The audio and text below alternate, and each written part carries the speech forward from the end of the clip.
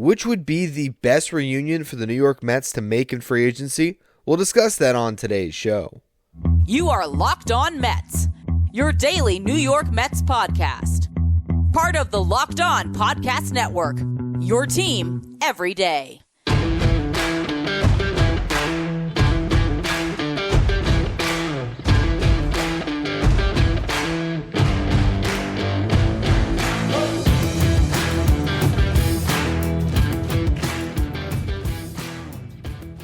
Hello to all you amazing Mets fans. You're listening to Locked On Mets, part of the Locked On Podcast Network, your team every day. Thank you for making Locked On Mets your first listen every day. Locked On Mets is free and available on all platforms, including YouTube. On the show today, we're going to go through all the different former Mets that are now in free agency and which one would be the best for them to reunite with. In the first segment, I'll talk about players who could be in the starting lineup for the Mets next season that used to play for the team. Then in the second segment, we'll go through starting pitchers, and we'll close the show with bench and bullpen options. Before we get to any of it, though, I'm your host, Ryan Finkelstein. If you want to find any of my work, follow me on X at FinkelsteinRyan. Also find some of my writing at justbaseball.com, where I work as the managing editor. Today's episode is brought to you by FanDuel. Make every moment more. Right now, new customers get $150 in bonus bets when winning any $5 moneyline bet. That's $150 if your team wins. Visit FanDuel.com/lockedon to get started. Reunions. I thought it'd be fun as I was actually writing an article for Just Baseball over the weekend, or updating kind of a master article we have on the site right now where we're recapping every single option decision. So when you see Justin Turner becomes a free agent, declines his player option. Seth Lugo, Michael Wacha become free agents. The more and more I was seeing these names, I was like, there's a lot of foreign Mets that are hitting the market. I thought it'd be fun to just kind of go through the list of names and see which players would plug best into the 2024 Mets. And I just alluded to one of them, Justin Turner. That's where I really want to start today, because I think if you look at all the free agent bats that used to play for the Mets, none is better than Justin Turner. Now, he will turn 39 years old this month, okay? But you look at what he's done in the 10 years since the Mets non-tendered him. The guy has hit 293. 293. Nearly a 300 hitter since leaving the Mets. He's gotten on base at a 371 clip, a 486 slugging percentage. That is an OPS on quick math here in my head, well over 850. I think it's 857. I guess not well over, but still 857 OPS, which is ridiculously high. He is 17th in F-WAR over the last decade. F-WAR is Fangraphs wins above replacement, so it just measures how valuable players have been. So over the past decade, he has been a top 20 player in Major League Baseball since the Mets said, we don't want your services. Now, they couldn't have known what he would become with the Dodgers, but it is still crazy. And I think the best way to encapsulate how good he has been since he left, it's looking at weighted runs created plus. So this is a statistic that measures hitters based on a league average of 100. So if a player is a 102 WRC plus guy, they're 2% better than a league average hitter.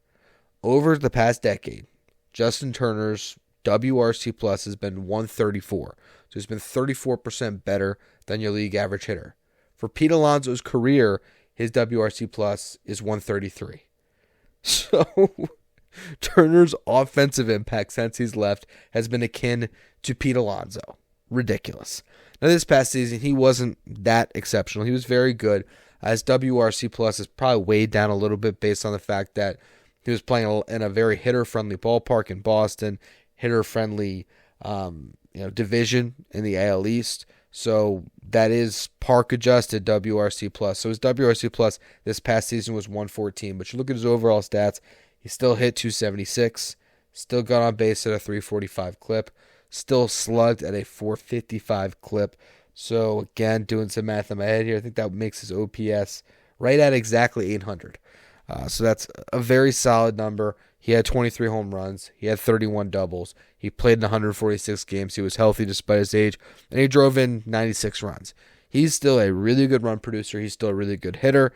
I imagine wherever he signs, he's going to continue to hit for at least another year or two, and just a solid player. And you could imagine the fit, right? Because while he didn't play much third base this past season, that was because he was on the Red Sox and they have Rafael Devers. So it only started 7 games there. Played mostly first base when he was in the field, but he was actually just their DH, right? That was his position.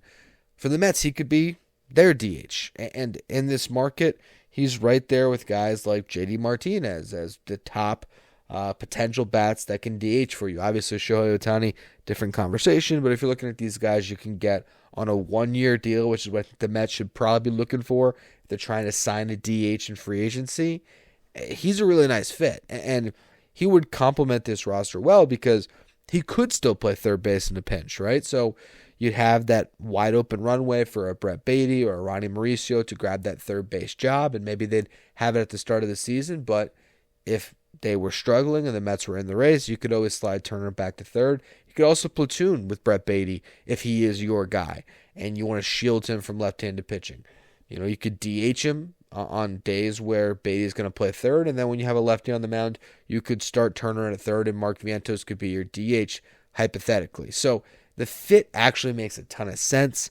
I think he's the best bat that we're going to talk about on the show today. And with all that said, I already have claimed the real estate. I've mentioned Turner in recent podcasts. That's potential free agent that's out there. If he comes back to the Mets, he's going to suck. And his run of being this amazing hitter is going to end.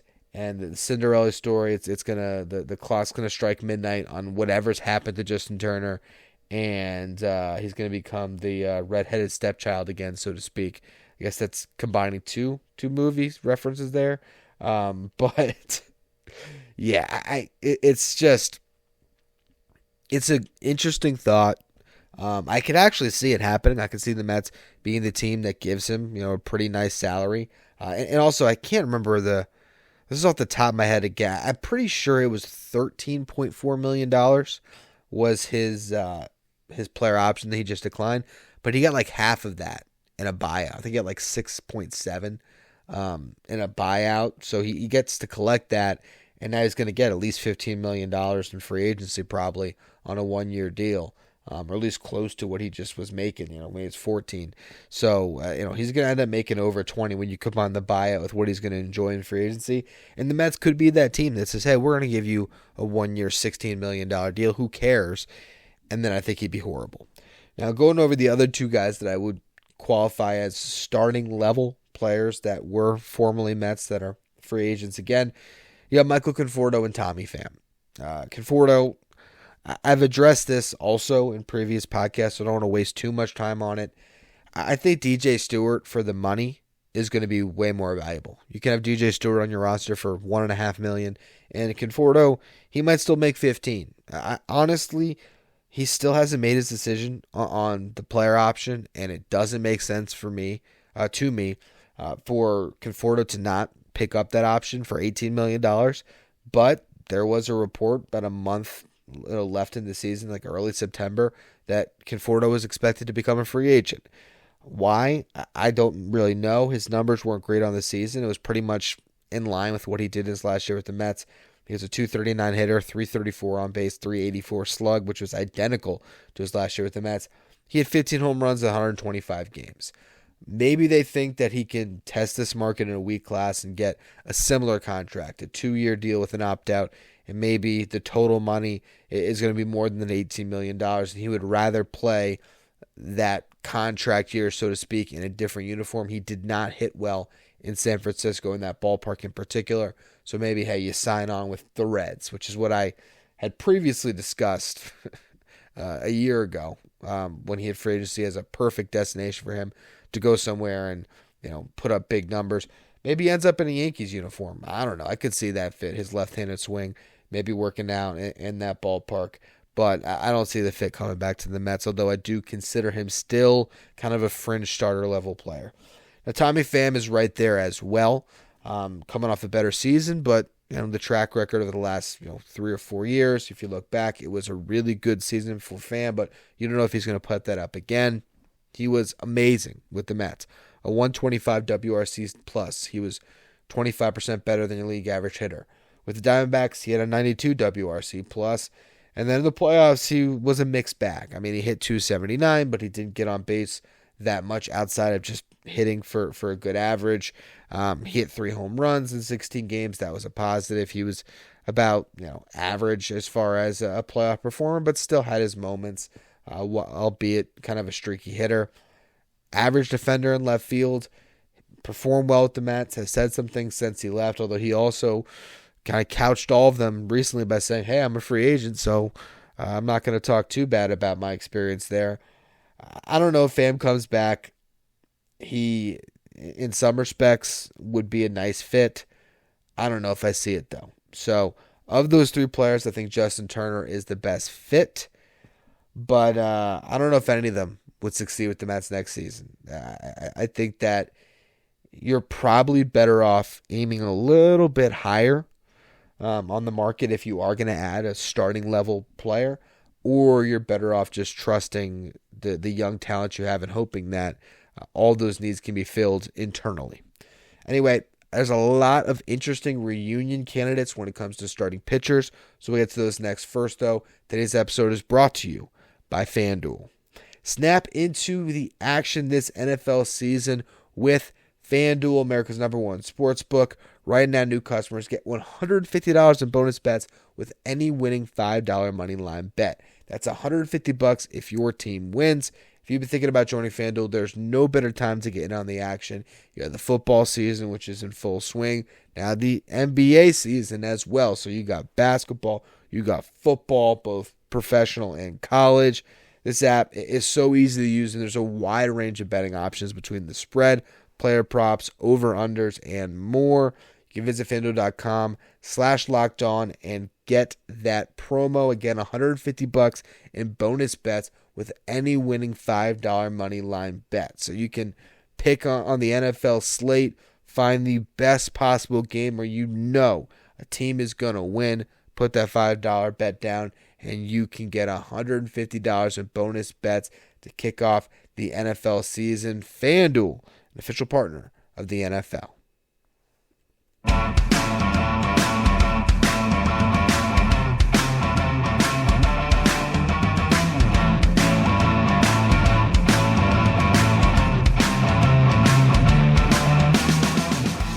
Before we discuss starting pitchers, if you want to become a Locked On Mets insider where you can have one-on-one communication with me via text, find the link in the episode description or go to subtext.com/LockedOnMets. There you're going to get text updates from me anytime something happens that's noteworthy. I'll shoot you a text, give you my 2 cents on your latest Mets news, and also discuss things that are coming up on the show or discuss the day's episode. If you have any comments after you listen, you can shoot me a text through subtext. So again, you can find a link in the episode description to become a Locked On Mets insider or go to subtext.com/LockedOnMets. Let's look at starting pitchers. Now, there's 2 names that I think on minor league deals make sense for the Mets that, of course, used to pitch in their uniform. The first one is Rich Hill. 22 starts with the Pirates this year, had 119 innings pitched, and was sitting at a 4.76 ERA at the trade deadline and was moved with Ji-Man Choi to the Padres for a pair of prospects. Whether the prospects turn into anything, who knows, but the Pirates got good value on that contract, and he probably still gets a major league deal. For that, the Mets really don't need to bring Rich Hill back, but still a name to just monitor. A guy that can eat innings on a team, but I would hope the Mets are going to shoot a little bit higher, trying to fill their rotation. And I think they have depth arms that are close enough to Rich Hill. I don't know if I prefer Rich Hill to Joey Lucchesi, for example. I think Lucchesi still a better fit. He also pitched to an ERA over 8 once he got to the San Diego Padres in what was sort of a playoff race. So probably not a fit, but a name worth mentioning.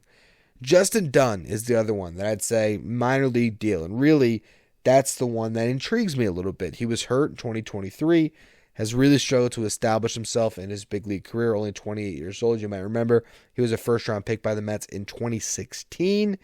Last seen with the Reds in 2022, where he had an ERA over 6 in 7 starts. But a guy that would be an interesting reclamation project if he would, be in the market to come on a minor league deal, because I don't think he's going to get a major league deal as a free agent. and he sees the Mets as a possible landing spot, go pitch in Syracuse, see what happens. I do like the idea of Justin Dunn coming on back. Now let's get to the more prominent names here, names that would factor directly into the Mets starting rotation. The first one to just vaguely mention is Marcus Stroman. He is a free agent again, opting out of his contract with the Cubs, but I think that bridge is burned, probably on both sides. I imagine he signs with somebody else. Look out for Marcus Stroman to become a Philadelphia Philly. I made that proclamation on the Phillies Are Eliminated episode a couple weeks back here, and I think that's what's going to happen. I really feel good about that one. I feel like Marcus Stroman replaces Aaron Nola in that rotation, and that is a step back for the Phillies.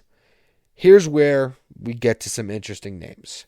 Seth Lugo and Michael Wacha. Both of them pitched with the Padres this past year. Both of them had options in their contract. Michael Wacha's a little more complicated. It was a 2-year, $32 million club option, and then a $6.5 million player option, which he still has to make a decision on, but the Padres decided no on that 2-year club option. But he was really good with the Padres this year. He's 32 years old, will turn 33 in July. Not that records matter, but he went 11-2 with the Red Sox in 2022 and 14-4 with the Padres this past year. So he's a guy that has been winning games the last 2 seasons and has been pitching really well at a 3.32 ERA in 23 starts and 127 and a third innings pitched with the Red Sox. Then this past season with the Padres, a 3.22 ERA over 134 and a third innings pitch. Walks more batters than Lugo, but not bad, 2.9 walks per 9. Strikes out slightly less batters this past season, but also gave up a full hit less when it comes to hits per 9. His FIP, which is fielding independent pitching, removes defense from the equation, was at 3.83. Lugo's was 3.83. Wacha's was 3.89. But that just shows that these two guys, very similar pitchers. Here's the thing with Wacha. Shoulder issues, again, have plagued him the last 2 years. It's limited him, from pitching a full season. Still has gone out and made, around 24 starts, 23 starts, but, not fully healthy, making 31, 32 starts. And shoulder issues have plagued him his entire career. So the question is, does Wacha get a multi-year deal? I think on a 1-year deal, I'd probably prefer Wacha to Lugo. I think the upside might be just a little bit higher, but at the same time, on a multi-year deal, if it ends up being a 2-year deal for each of these guys, I think I'm siding with Seth Lugo. Question is, would Seth Lugo come back to the Mets? Team that would not give him that opportunity to start, even though that's what he wanted forever, gets to the Padres because of that opportunity to start and makes the most of it. He made 26 starts, 3.57 ERA. He too dealt with an injury this past season, but it was a calf injury, nothing to do with his arm. So was healthy when it comes to the thing that matters most. Pitched 146 in the third innings, struck out 8.6 batters per 9, a tick down from where he was at coming out of the Mets bullpen, but really solid for a starting pitcher. 140 Ks and 146 in a third is really good. Walks very low, 2.2 per 9. Whip of 1.2, slightly more than Michael Wacha, but not much. Still a really solid number for a starting pitcher. He'll turn 34 this month. He declined an option of $7.5 million, a player option. I think he probably gets something close to Jose Quintana's contract last offseason, the 2-year, $26 million deal. Question is, what does that market ultimately look like, and how much would the Mets have to pay to get him to come and sign on, and how much convincing would they have to do? I mean, this is, again, a guy that wanted that opportunity with the Mets, never got it, and went and showed it. Went to another team with the full season opportunity to be in the starting rotation, and was absolutely the same guy that he was out of the Mets bullpen for all those years. A 3.57 ERA this past year compared to a 3.60 ERA in his last season with the Mets in their bullpen in 2022. So literally same run prevention, but over significantly more innings coming out of the rotation. You look at his career earnings too. Here's a guy that in his Mets career across 7 seasons made a little over $9.5 million, and in one season with San Diego, between a $7.5 million contract plus $1.25 million hit in incentives. He made $8.75 million. So he nearly doubled his career earnings in one season. Now he's got a chance to double them again on a multi-year deal. I don't know what he gets. I think he's at least going to get $10 million per season. I could see a team maybe giving him a 3-year, $30 million deal. And I think for Lugo, that'd be incredible value. It'd be a really good contract for him to sort of, get that, long-term security as a starting pitcher that I'm sure he craves. I could also see a team going up to $15 million on a one-year deal for Seth Lugo, or maybe it's a 2-year, $25 million deal. You structure more money on the front end. You give him an opt-out, player option, similar to what the Padres just did, but maybe a little more money on the front end. And that's possibly how the Mets could get in the mix. Maybe you do give him that $15 million or $16 million, which is a lot you would think, but you look at this market and that sort of tier B- starter, not quite the Marcus Stroman, Eduardo Rodriguez sort of tier below that top tier, but the one that's a little bit below that, where it's guys that are coming off good seasons who could be a really good number 4 for you, or a solid number 3. I look at Seth Lugo and I put him right there with Jose Quintana, honestly, with what they just did this past season. I think under the right circumstance, Seth Lugo coming back would probably make the most sense. Maybe anybody we've talked about on the show today. I just don't know if he's open to it, but I think that would be how you do it, is if you sort of overpay in year one and give him the security like he just had of at least a player option for a second year where he could still opt out, hit the market again, or opt in. And, that's sort of how you structure it. Be like, look, you got 1 year to be a starting pitcher for us. And maybe you even put a similar contract to what the Padres have been giving out, these club option with secondary player options. Hey, it's a 2-year, $30 million deal if we pick up a $15 million club option. And then, there's a player option that's significantly less than that. If he picks it up, maybe in year 2, he's back in your bullpen. If he struggles out of the rotation, then hey, maybe he ends up back where he started for the Mets. But I like the idea of Seth Lugo coming back. I still just don't know how realistic it is. Speaking of reunions, something I touched on in an episode a couple weeks back where I was looking at reunions that President of Baseball Operations David Stearns could have with guys from his Brewers days. Wade Miley is officially a free agent.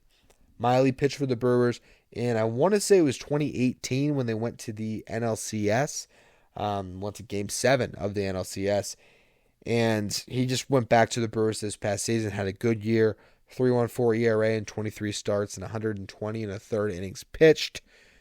Ended up having a mutual option that he backed out of so that he could hit the market coming off that solid season. And I could see the Mets picking him up to plug into their rotation. I think that the upside of Wade Miley as far as being a guy that would potentially start a playoff game, I don't love that. I think Wacha and Lugo could be better in those scenarios. But Miley is just a good starting pitcher when he's healthy. That's also another risk there. The funny thing is, Seth Lugo had to prove he could be a starting pitcher, still has a partially torn UCL, and I think he is the least of the health risks between those 3 pitchers. So we'll see if any of them end up coming to the Mets as that maybe secondary starting pitcher they add in free agency. But I would like any of those signings. I think Lugo's the one, again, that I like the most on a multi-year deal. Wacha, probably the guy I like the most on a 1-year deal, but I'd be comfortable if Wade Miley came over on a 1-year deal as well. To close the show, we're going to be looking at bullpen arms that previously pitched for the Mets that are back in the market, as well as some bench bat options. We'll get to all that in a minute. First, though, another word from our sponsors.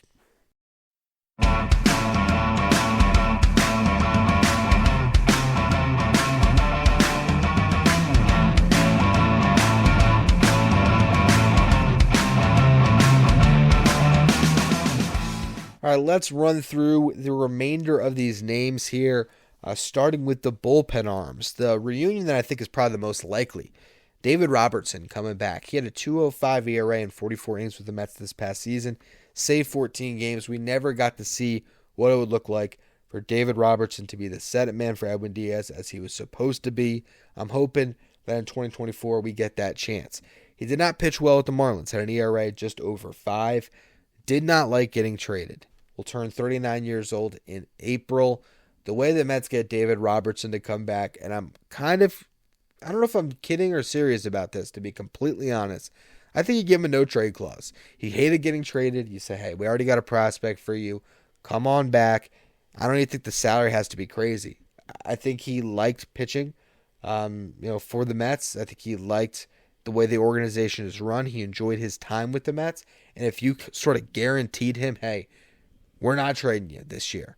You get a no-trade clause in your contract. The salary might be even more reasonable than you'd expect. And you give him that level of comfort that you can come back here and stay for a full season.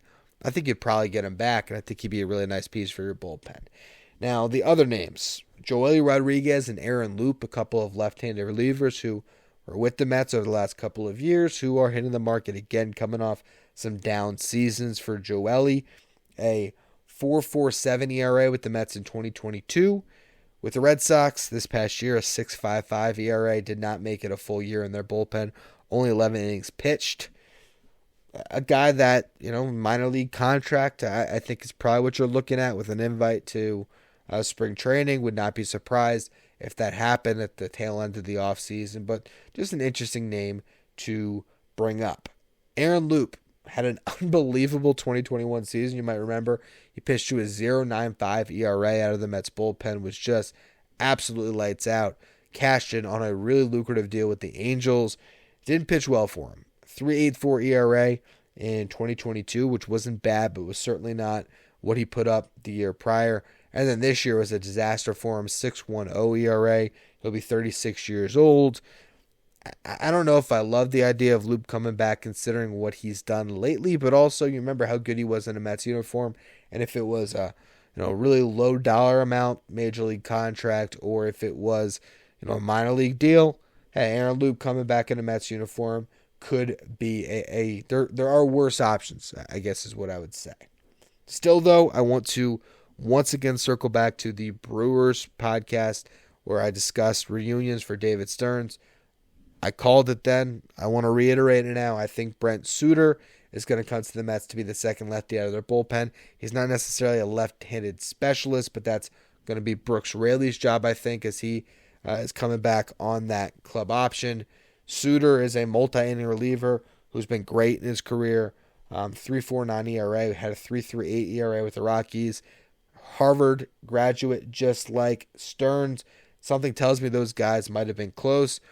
I just think that one's going to happen. I think he's the left-handed reliever that ultimately comes to the Mets bullpen, not Joely or Aaron Loup. Looking over bench bats, there's names that really need not be mentioned, but they're fun to just mention in passing. Travis Blankenhorn, Billy McKinney, Darren Ruff, Tyler Naquin, Billy Hamilton, they're all free agents. None of them should be on the Mets unless they're minor league deals, and we certainly know Darren Ruff would not sign a minor league deal with the Mets. Gary Sanchez coming off a good season. He's going to get paid, though. Won't be coming back to the Mets. And that was like a weak cameo that we saw him. Ahmed Rosario somehow is the top shortstop in free agency, but that is more an indictment on the class than it is a compliment to Rosario. It's either him or Tim Anderson. And Anderson was one of the worst players in baseball this past year, but based on name value alone, he'll probably be the guy that gets the best deal out of the shortstops. But, who knows how that market's going to eventually materialize. The Mets don't need a shortstop, though. While Rosario could theoretically be a super utility type guy off your bench, he's going to look to find a spot where he can have a chance to be a starting shortstop, and it's not with the Mets. Eduardo Escobar, worth mentioning. Would not be surprised if there's a reunion here on a minor league deal, though. I don't think the Mets are going to give him a major league contract, but if there isn't a major league contract out there for Eduardo Escobar, you maybe give him a little more money when it comes to a potential roster bonus for whenever he does break your roster. And I think that he would be a great guy to have in Syracuse if he's willing to do that. And you'd see him at some point in the season. It'd be a lot of fun to get Eduardo Escobar back in a Mets uniform at some point. I just don't think that you could say, hey, here's a major league contract and a guaranteed spot in the roster with what he did this past season, because it does look like he might be a little bit over the hill. Now, the final three names here are just fourth outfielder types. Guys that could play left, center, and right, come off your bench. I don't know if any of them would come back to the Mets. The two that aren't really too intriguing to me, but again, worth a mention, Jake Marisnick. He's really bounced around ever since getting traded to the Mets from the Astros before that 2020 season. Just hasn't been a good player, though, honestly, since then. So, a good athlete. Don't know how much he has left in his tank now. He's well into his 30s. And probably not a good fit, quite honestly. Same thing goes with Kevin Pillar, who becomes a free agent again.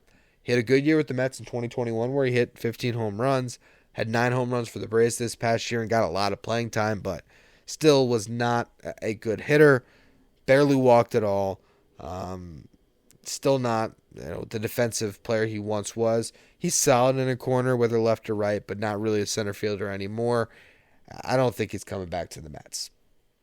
The guy that played really well and really improved his stock that I'd love to see back in a Mets uniform, again, I don't think it's likely, is Travis Jankowski. And I don't think it's likely because the Rangers should just bring him back. He was a key cog in that championship team. He stole 19 bases, was the perfect bench complement to the starters that they had. He hit 263 in the regular season, got on base with a 357 clip. Didn't slug much, but you don't need him to. You look at his walk and strikeout rates, just exactly what you want from a fourth outfielder. He walked 12.2% of the time. He only struck out 14.6% of the time. He's not hurting you with the at-bats that he has. He's giving you a really quality look. He's getting on base, and he's able to score runs when your other guys drive him in. And that's exactly what you want from a fourth outfielder. I really liked him when he was on the Mets in 2022. I believe that was the 2022 Mets. I think so.